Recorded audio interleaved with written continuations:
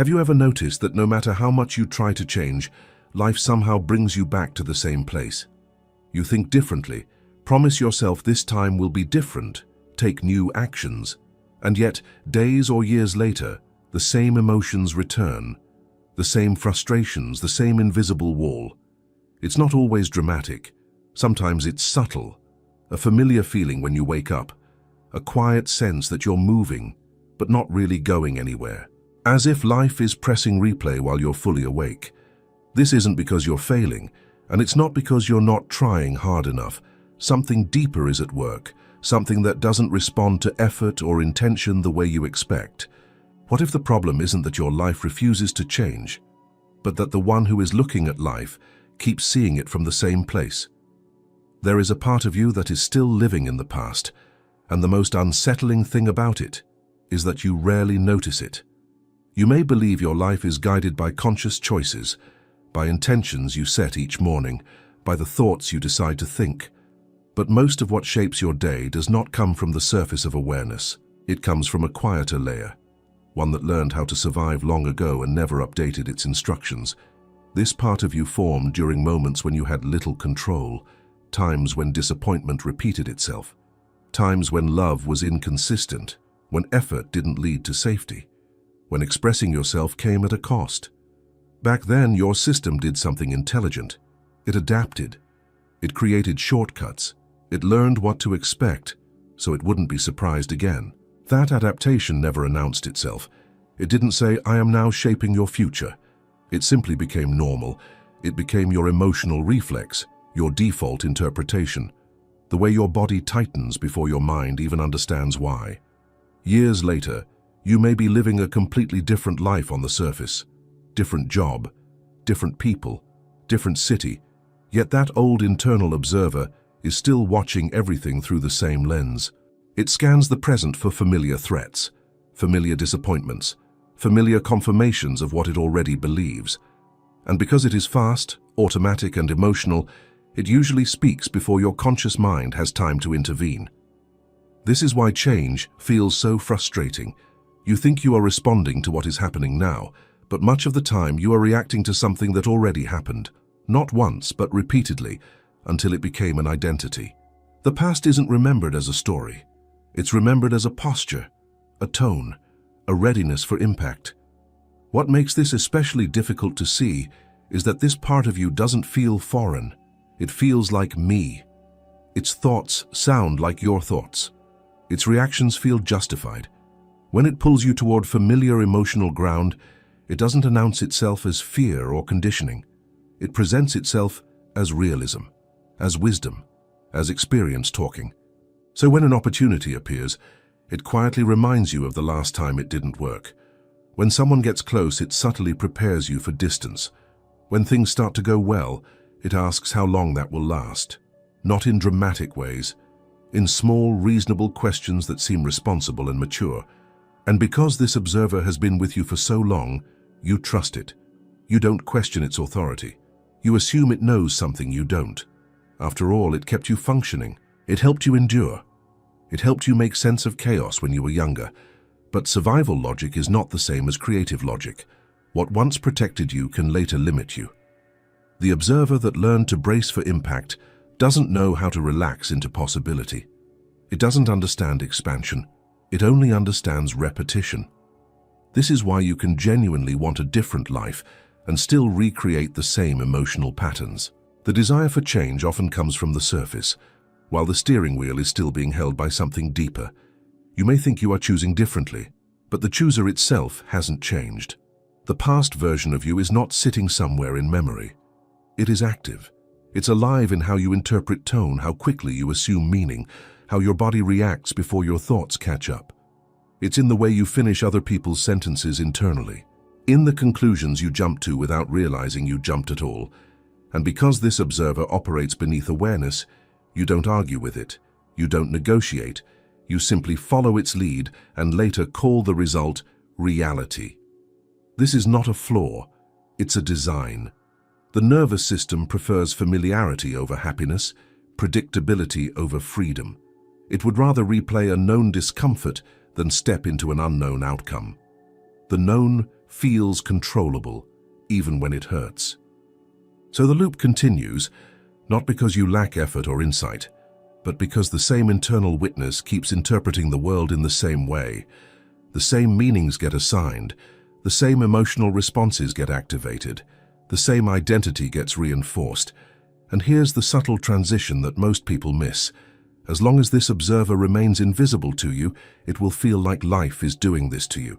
Circumstances will appear to be the problem. Other people will seem like the cause. Timing will look like the enemy. But the moment you begin to sense that there is something inside you watching, interpreting, reacting, something that is not quite the same as awareness itself, a quiet tension begins to form.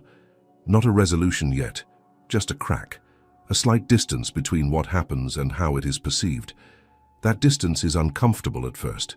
It challenges the idea that your reactions are automatic truths. It hints that the loop may not be happening where you thought it was happening. And without realizing it, you start standing at the edge of the next realization. That what keeps repeating may not be outside your control at all, but anchored in the way your inner observer keeps tuning reality to an old frequency. At some point, a quiet suspicion starts to appear. You look around and notice that the scenery changes, but the feeling doesn't. New places, new faces, new chances, yet the emotional outcome is strangely familiar. That's when it becomes clear that the loop is not being generated by the outside world. It's being maintained from within.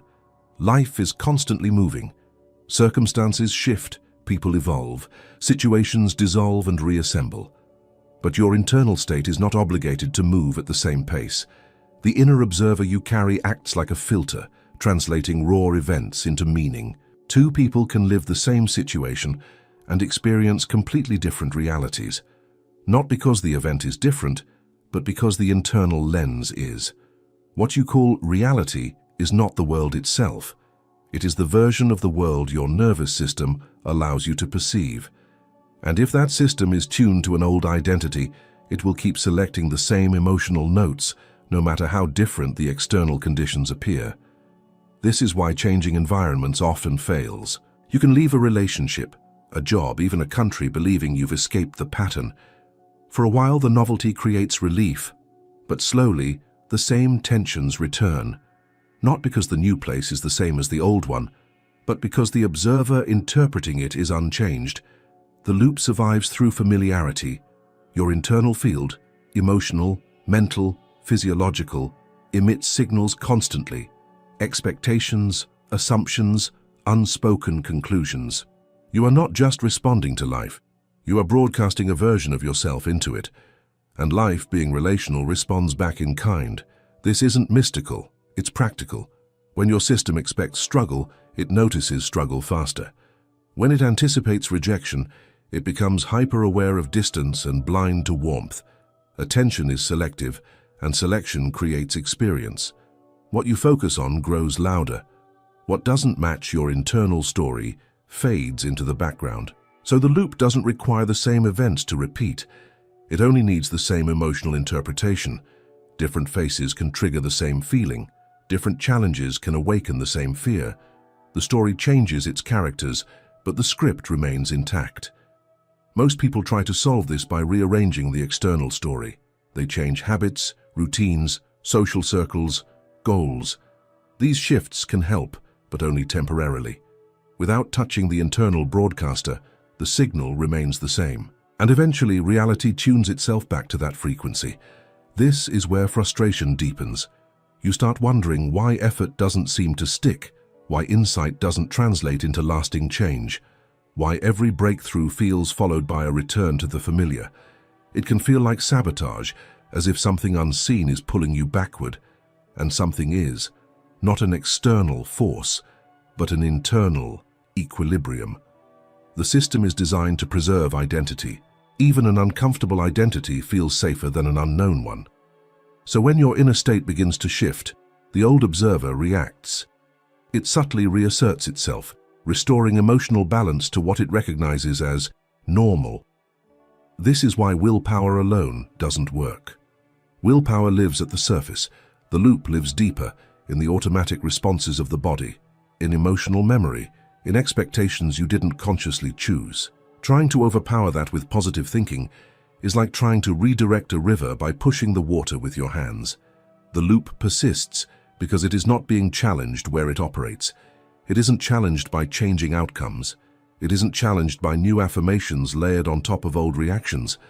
It continues because the observer keeps reading the present through the past, and as long as that happens, the outside world becomes a mirror that appears cruel or repetitive. Not because it is fixed, but because the reflection is consistent. The same inner posture meets life again and again, and life answers accordingly. There's a subtle moment when this realization lands not as blame, but as possibility. If the loop were truly outside, you would be powerless, but if it is maintained inside, then it is at least observable. And anything that can be observed is no longer absolute. This doesn't mean you immediately know how to change it. It only means the location of the problem shifts. The struggle is no longer against circumstances, but against unconscious identification, against the habit of being the same inner witness to every situation. As this understanding deepens, another uncomfortable question begins to surface. If the loop is internal, what exactly is being repeated? What part of you insists on staying the same, even when the world offers something different? And beneath that question waits an even quieter truth, that the observer itself may be emotionally invested in staying who it has always been, not out of malice but out of attachment. When you start looking closely at this inner observer, something unexpected reveals itself. It isn't just a habit. It isn't only a pattern of thought. There is an emotional grip to it, a quiet pull that feels familiar, almost comforting even when it hurts. This is where the loop gains its strength. The observer is not neutral. It is subtly addicted to the identity it has been maintaining. Identity feels solid, but it's mostly repetition. Repeated thoughts, repeated emotions, repeated reactions. Over time, these repetitions create a sense of, "This is who I am." And the mind grows attached to that sense, not because it is joyful, but because it is known. The observer keeps returning to the same inner position because that position feels like home. Even pain can become familiar enough to be preferred over uncertainty. A person who has lived with struggle for years may feel disoriented when things become calm. A person who has identified with being overlooked may feel uneasy when attention arrives. It's not that they want suffering. It's that their identity doesn't know how to exist without it. The observer reinforces this identity by narrating your experience in a consistent way. When something happens, it immediately asks, "What does this say about me?" And the answer almost always matches the old story, the story of being behind, of needing to try harder, of being the one who carries more weight than others. These narratives feel personal, but they are automatic. This is how addiction forms, not through chemicals, but through emotional certainty. The observer craves the familiar self because it provides orientation. It knows how to navigate the world from that position. Letting go of it would mean stepping into a space without a clear script, without a predictable role. So the observer protects the identity, even when the identity is limiting. It resists change by reframing it as dangerous, unrealistic, or irresponsible. It reminds you of past failures, not to punish you, but to keep you anchored to what it knows how to manage. This is why attempts to become a new person often feel forced. On the surface, you may adopt new behaviors or language, but underneath, the observer is still loyal to the old self. It watches the change with suspicion. It waits for proof that the experiment will fail so it can return to what feels true. And when it does return, there's a strange relief. A sense of "this makes sense again." Even disappointment can feel stabilizing when it aligns with identity. The loop tightens not through despair, but through recognition. What makes this so difficult to break is that the observer confuses identity with safety. It believes that if it loosens its grip, you might lose coherence, that you might fall apart. So it keeps replaying the same internal posture, the same emotional baseline, the same interpretation of events. You might notice this in moments when life offers something different, and your first reaction isn't excitement, but doubt, or guilt, or the feeling that you don't fully belong there. These reactions are not evidence that the opportunity is wrong. They are signals that your identity is being challenged. The observer doesn't want expansion, it wants continuity. It wants to remain recognizable to itself, so it pulls you back toward familiar roles, familiar struggles, familiar emotional weights, not loudly, quietly, through thoughts that sound reasonable and protective. This is where many people misinterpret their inner resistance as intuition. They trust the voice because it feels old and authoritative. But age does not equal truth. Familiarity does not equal wisdom. Sometimes it simply means repetition. As you begin to see this, a subtle tension arises. You can feel the pull of the old identity, and at the same time, a curiosity about what exists beyond it. This curiosity doesn't feel dramatic. It feels fragile, almost shy, and the observer notices it immediately. That's when it strengthens its grip. It may encourage you to try harder externally, to fix more things, to improve the same self rather than question it. It keeps you busy refining the identity instead of loosening it. Because letting go of identity feels like loss. Not the loss of failure or pain, but the loss of a reference point. The loss of me as I know myself. And the observer is deeply invested in preserving that reference, even if it means repeating the same life over and over. This realization doesn't free you instantly. It simply shifts the struggle. The question is no longer why life won't change, but why the observer insists on staying loyal to a version of you that no longer fits. And as that question lingers, another one begins to form beneath it. What happens if change is not about becoming better, but about loosening the grip on who you believe you must remain? At some point, effort itself starts to feel heavy. You try harder, adjust more, think more carefully about what you should do differently. You change routines, set new goals, make promises to yourself. On the surface, it looks like progress. Inside, something tightens, and without realizing it, the loop grows stronger. This is one of the most confusing experiences people have with change. The more seriously they try to fix their life from the outside, the more rigid and repetitive it becomes. Not because effort is wrong, but because the direction of change is inverted. The movement is happening at the edges, while the center stays the same. When you try to change from the outside in, the same observer remains in charge. The identity we've been talking about simply finds new strategies. It learns new language, it adopts new behaviors. But it does all of this without questioning itself. The one who is trying to escape the loop is the same one maintaining it. Every external adjustment becomes a silent confirmation. I am still the person who needs to fix something. The observer stays active, alert, tense. It keeps monitoring results, measuring success, comparing expectations to outcomes. And that constant monitoring reinforces the very identity that feels trapped. This is why change driven by force often creates pressure rather than freedom. You may succeed for a while, but the effort feels strained. You're holding yourself together instead of allowing something new to organize naturally. The body senses this strain. It knows when movement is aligned and when it is compensating.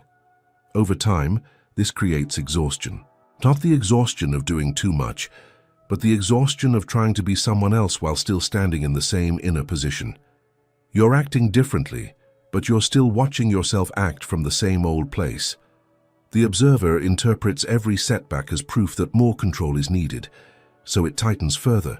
It plans more. It analyzes more. It rehearses more. The inner dialogue becomes louder. The future becomes a project instead of a field of possibility. And here's the paradox. The harder you push, the more the system resists. Because deep change doesn't happen through pressure. Pressure belongs to survival. It activates the very mechanisms that preserve identity. The loop feeds on urgency and self-correction. This is why so many people feel like they're running in place.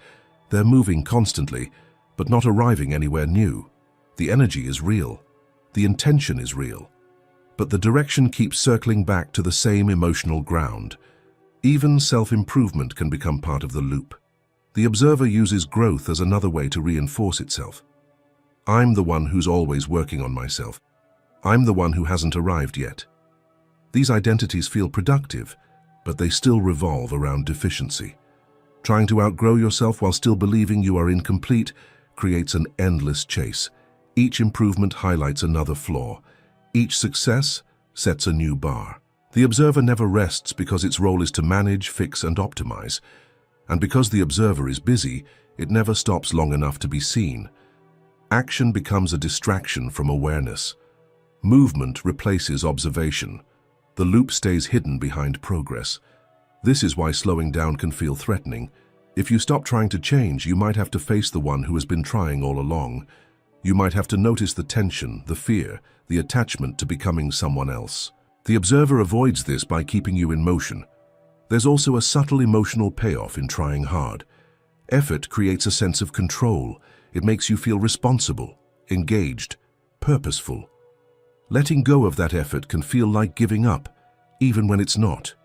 So the observer clings to effort as proof of worth. But effort without awareness is still driven by the past. It is the old identity trying to redesign the future in its own image.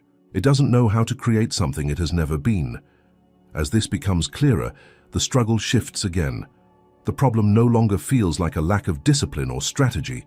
It starts to feel like a deeper misunderstanding.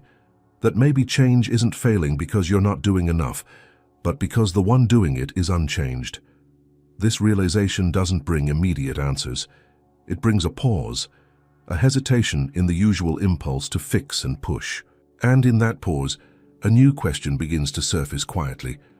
What if the mind that is trying to solve the problem is the same mind that created the loop in the first place?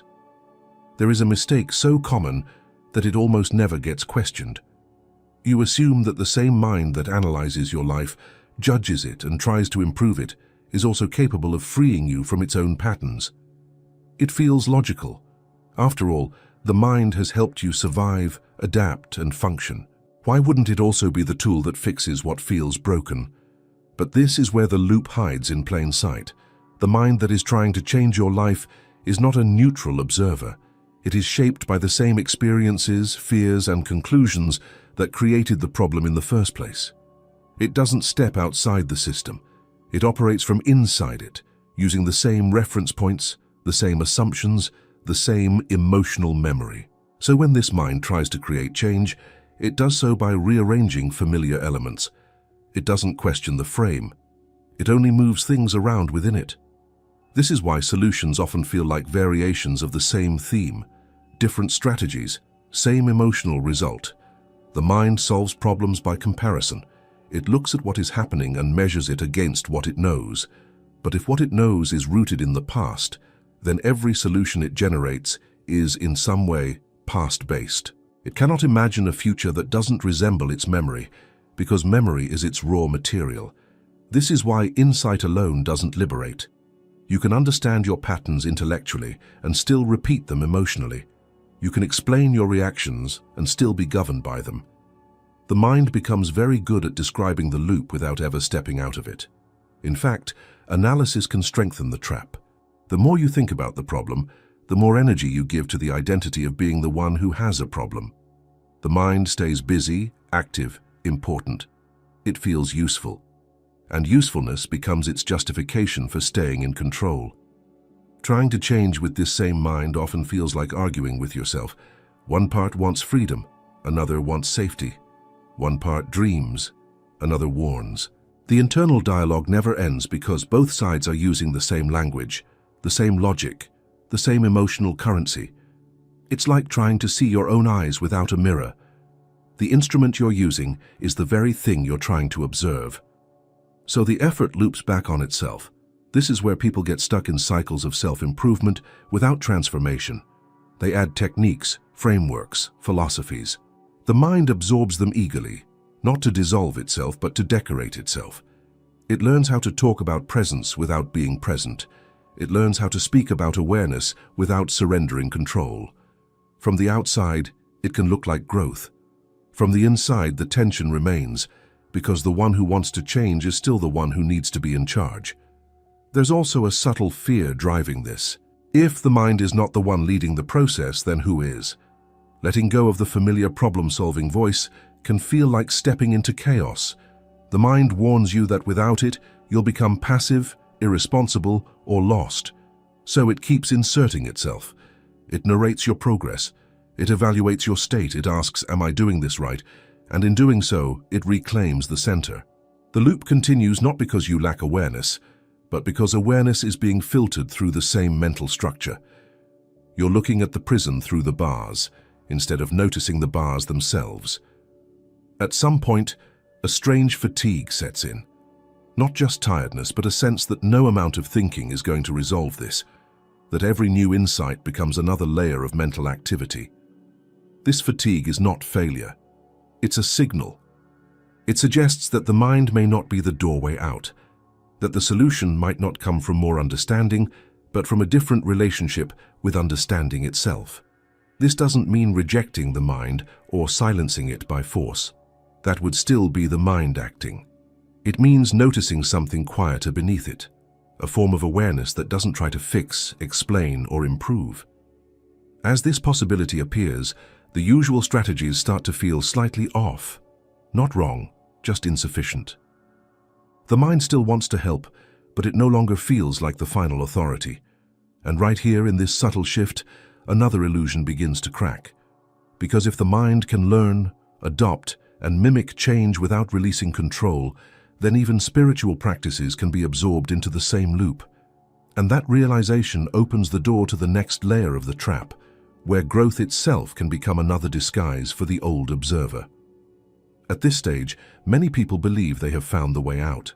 They discover spirituality, awareness, inner work, or higher understanding, and something genuinely shifts. There is relief, there is meaning, there is the sense of finally moving forward. But quietly, without warning, the loop learns how to survive here too. This is the illusion of evolution. It's one of the most subtle traps because it looks like growth. The language changes, the concepts become refined. The mind now speaks about consciousness, presence, healing, and awakening. On the surface, everything sounds different. Underneath, the observer remains untouched. The same identity that once defined itself through struggle now defines itself through insight. Instead of I'm lost, it becomes I'm becoming aware. Instead of I'm behind, it becomes I'm on a journey. These shifts feel healthier, and in many ways they are. But they can also become a new costume for the same structure. The mind is incredibly adaptable. When it realizes that control through fear is no longer effective, it switches to control through meaning. It learns the language of depth. It studies ideas that promise freedom, but it studies them as objects, not as doorways. This is how spirituality becomes mental. You accumulate understanding, experiences, and perspectives, but the one accumulating them never dissolves.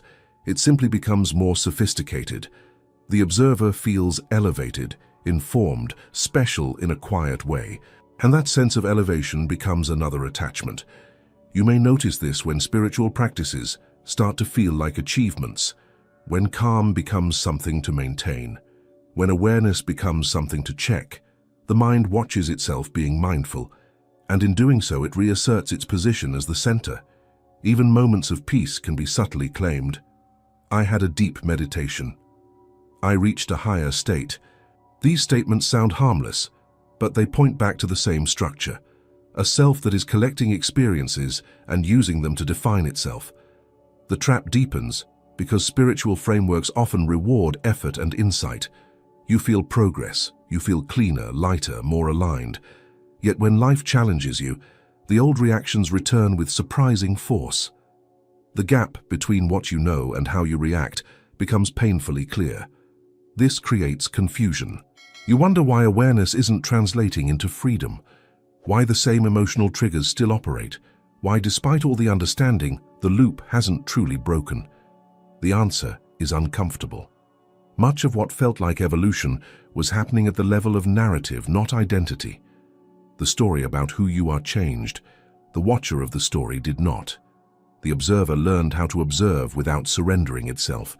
It learned how to talk about ego without letting go of it. It learned how to value presence without actually resting in it.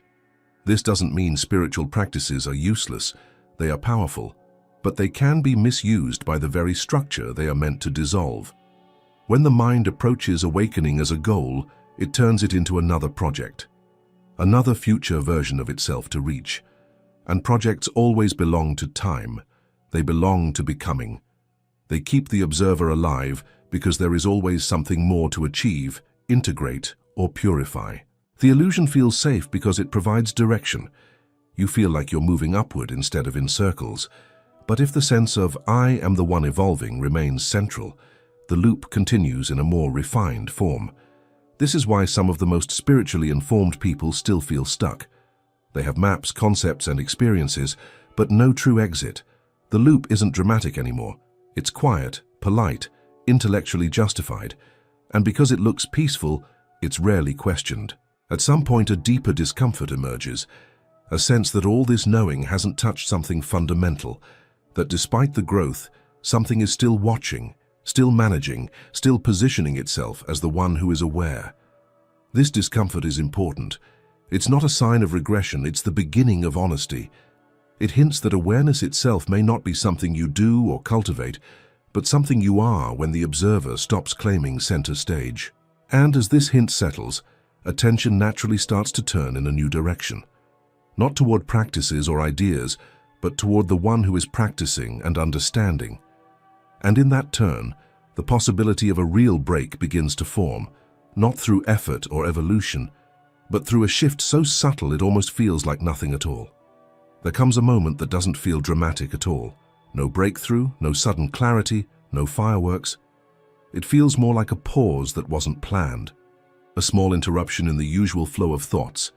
And in that pause, something quietly shifts. You're no longer just aware of what is happening, you're aware of the one who has been reacting all along. This is the breaking point, not because something breaks forcefully, but because something stops holding so tightly. For the first time, the observer itself comes into view. At first, this feels strange. You're so used to looking through the observer that noticing it feels disorienting. It's like realizing you've been wearing tinted glasses your whole life and only now noticing the tint. Nothing outside changes in that moment. The world looks the same, but the way it is being perceived loosens. You start to notice reactions forming before they fully take over. A tightening in the chest, a familiar thought pattern beginning to speak, the urge to interpret, defend, explain. But instead of being swept away by it, there is a slight distance, not resistance, just space. This space is important. It doesn't come from effort. In fact, effort collapses here. You're not trying to fix the reaction or replace it with a better one. You're simply seeing it as it is. And in that seeing, the observer is no longer invisible. The mind doesn't like this at first. It tries to reassert itself. It may label the experience, analyze it, turn it into an insight. But even that movement can be noticed now. The commentary itself becomes something you can watch. This is where the loop begins to weaken. Not because you're doing something new, but because the automatic identification is interrupted. The observer can only run the script when it believes it is you. When it's seen as a process rather than a self, its authority fades. There's often a moment of vulnerability here. If you're not the observer, then who are you? The mind wants an answer, but none comes immediately, and that uncertainty can feel uncomfortable. The old identity provided orientation. Without it, there is a sense of groundlessness. But that groundlessness is not chaos. It's openness. Awareness without a role to play. Presence without a narrative to maintain. You may notice that emotions still arise. Thoughts still appear. Nothing is being suppressed. The difference is that they no longer define the center. They move through rather than speak from the throne. This is not a permanent state you enter and never leave. The observer will try to reclaim its position. It will pull you back into identification, especially in emotionally charged situations. But something has changed. Even when you get pulled back, a part of you knows it's happening. That knowing is irreversible. You begin to sense the difference between awareness and the observer. Awareness doesn't rush. It doesn't judge. It doesn't need to comment. It simply allows what is there to be seen. The observer, by contrast, is always in a hurry to conclude, to protect, to position. As this distinction becomes clearer, you start to feel how much energy was being spent maintaining the old identity. The tension, the vigilance, the constant internal narration. Seeing the observer reveals the cost of being it. This doesn't make life immediately easy. In fact, challenges may feel sharper for a while because you're not numbing them with automatic stories, but there is also a strange lightness, a sense that you don't have to become anything in order to be present. The loop doesn't vanish instantly, it loses momentum gradually. Each time you notice the observer reacting and you don't collapse into it, the script weakens. Not through suppression, but through lack of identification. And here's the subtle shift that sets the stage for what comes next. You start to realize that no one has been holding you back. There was no external enemy, no unfair force. The repetition was happening because the unconscious version of you was still driving. As this becomes clearer, attention naturally turns toward the situations that keep repeating, not as problems to fix, but as signals, invitations to see where the observer still takes over automatically. And in that seeing, the next layer of freedom quietly begins to unfold. Once you begin to see the observer, another belief starts to dissolve. The idea that something or someone outside of you has been holding you back. Circumstances, people, timing, the past. These explanations once felt convincing, but now they begin to feel incomplete. Not because life is easy or fair, but because the repetition no longer points outward. It points inward toward a version of you that has been operating automatically, quietly anchoring you to familiar ground. This unconscious version is not your enemy. It doesn't sabotage you on purpose. It is simply running old instructions. It steps in before awareness does. It reacts faster than thought.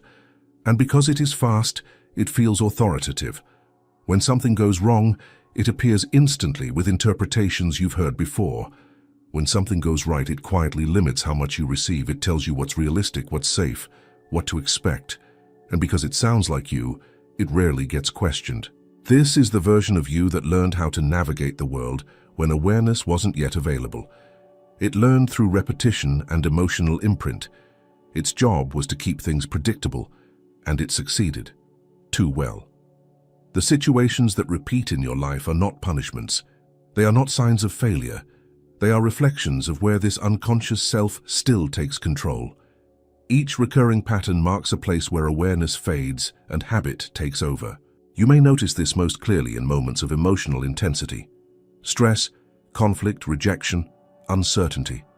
In these moments, the unconscious version doesn't ask permission. It assumes command. The body tightens, the mind narrows, the story appears fully formed. And later, when you reflect, you might wonder why you reacted that way again, why you said the same thing, felt the same thing, chose the same thing. It can feel like being pulled by something invisible. But now you're starting to see it. The anchor is not external. It's the moment awareness drops and the old self steps in. This realization can be uncomfortable. It removes the comfort of blame. If no one is holding you back, then you can't wait for permission or rescue. But it also removes helplessness, because what is unconscious can become conscious, and what becomes conscious loses its absolute power. The unconscious version anchors you through emotion more than thought. It pulls you back to familiar emotional states, because those states confirm identity. Even frustration, sadness, or longing can feel like home if you've lived there long enough.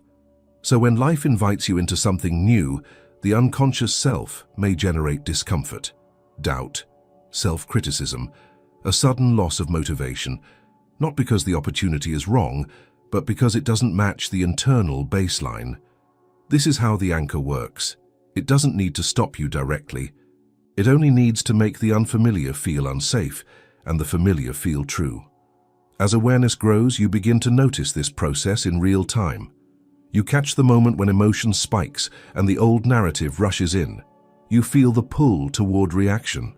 And sometimes you still go with it. But something is different now. You know what just happened. That knowing creates a gap. And in that gap, choice slowly becomes possible. Not dramatic choice, not the kind that feels heroic. Simple choice, to pause, to breathe, to not immediately believe the story that just appeared. This doesn't mean the unconscious version disappears. It still shows up. It still reacts, but it no longer operates in total darkness. Each time it surfaces and is seen, its grip loosens slightly. The anchor begins to lift not through force but through exposure. The unconscious self cannot survive sustained awareness. It thrives in invisibility. It governs when you are identified with it. As this process unfolds, the question subtly changes. It's no longer, why does this keep happening to me? It becomes, where did awareness leave just now? That shift changes everything. Life stops being a battle against repetition and becomes a field of observation. The repeating situations lose their heaviness and gain informational value. They show you exactly where the unconscious version still runs the show. And as this becomes clearer, another, deeper step comes into view. Seeing the unconscious self is powerful, but it still exists. It still carries the identity you once believed was you. And at some point, awareness begins to sense that breaking the loop may require something more radical than observation alone. It may require letting go of the observer itself. At a certain point, observation reaches its limit. You can see the patterns. You can feel the unconscious reactions forming. You can even pause before acting on them. And yet, something still remains. A center, a sense of me that is quietly present, watching everything unfold. This is where the deepest step appears, and it's the one most people resist without knowing why. Breaking the loop is not about improving the observer. It's not about making it calmer, wiser, or more spiritual. It's about abandoning the belief that the observer is who you are. This feels threatening at first, because the observer has been your reference for as long as you can remember. It's the voice that says I, the position from which you interpret experience. Letting go of it doesn't feel like growth. It feels like loss. A subtle kind of death. Not the death of the body, but the death of ownership. The death of the one who claims experiences, reactions, and stories as mine. The mind resists this deeply. It asks, if I'm not the observer, then what's left? It imagines emptiness, passivity, disappearance. But this fear comes from misunderstanding.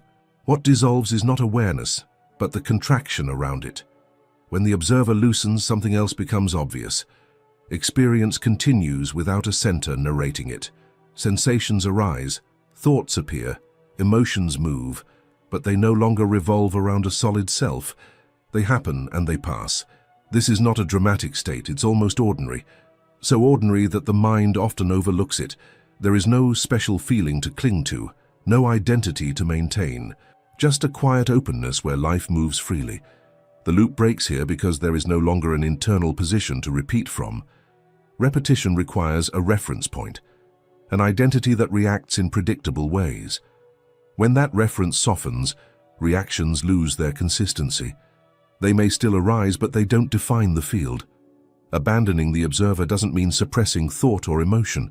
It means no longer standing behind them as a fixed identity. The observer dissolves not through effort, but through non-ownership. This is why trying to let go doesn't work. Letting go implies a someone who is letting go. The shift happens when that someone is seen as another appearance, another movement in awareness, not the source of it. At first, this can feel unstable. Without the observer, there's no script, no internal commentator to explain what's happening. Silence appears in unexpected places, and the mind may rush to fill it. But if that rush is also seen, without grabbing onto it, the silence remains. Not as emptiness, but as space. Space in which life unfolds without repetition.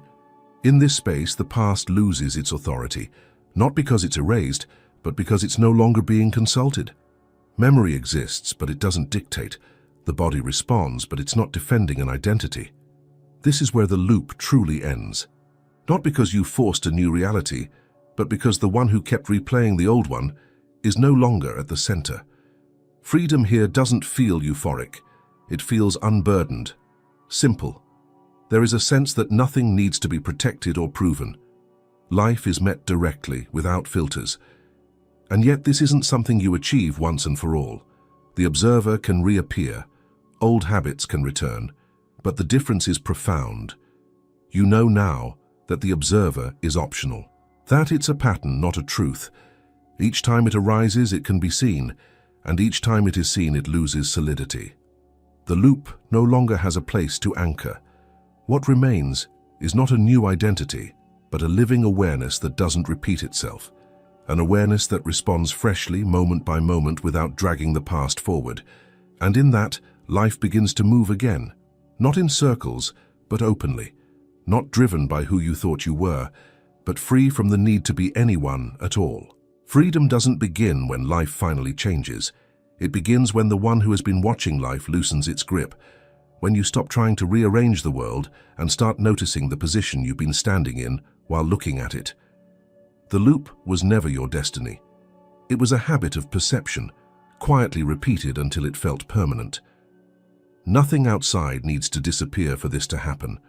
The shift is intimate, subtle. It's the moment awareness takes the place of the old observer, not by force but by clarity. And in that clarity, repetition loses its power. Life doesn't need to be controlled anymore. It can be met. If this resonated with you, write this sentence in the comments so I know you stayed until the end. I see the observer now. And if this perspective spoke to you, choose one of the videos appearing on your screen. They go deeper into this same space of awareness and real change. Watch it only if you want more of this kind of understanding.